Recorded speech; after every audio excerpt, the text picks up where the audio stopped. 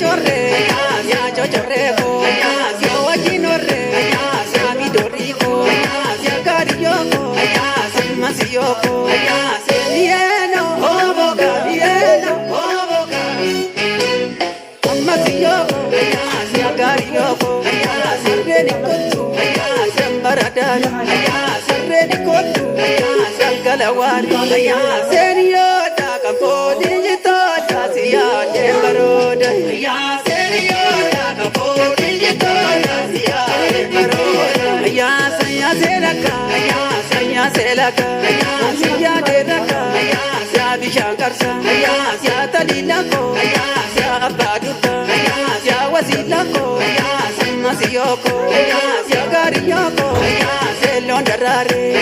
sada gubati, sero marate, sada gubati, masiyoko, ya gariyoko, senio da kapoli to da siya tembaroda ya